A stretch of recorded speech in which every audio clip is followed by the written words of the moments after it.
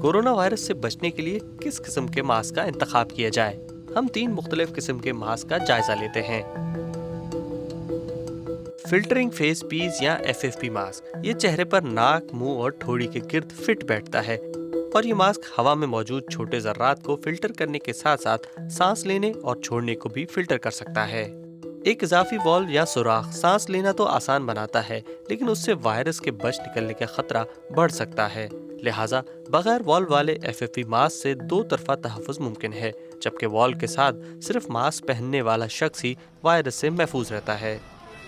दुनिया भर में FFP मास्क की फराहमी बहुत कम है, इसलिए वो सिर्फ तिब्बी अमले के लिए मुख्तस किए जाने चाहिए।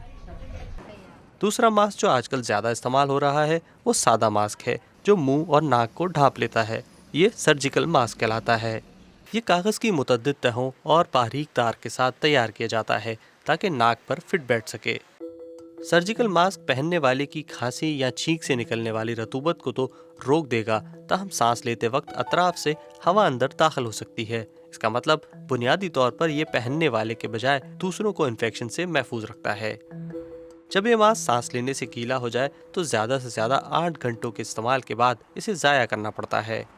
कोविड-19 के बहरान में पेशा वाराना तौर पर तैयार शुदा मास्क की फराहमी बहुत कम हो गई है, जिसकी वजह से टेक्सटाइल सनत में DIY मास्क तैयार हो रहे हैं। रुमाल, टी-शर्ट्स या वैक्यूम क्लीनर के बैग इस्तेमाल करके पूरी दुनिया में लोग अपनी सिलाई मशीनों का भरपूर इस्तेमाल कर रहे हैं।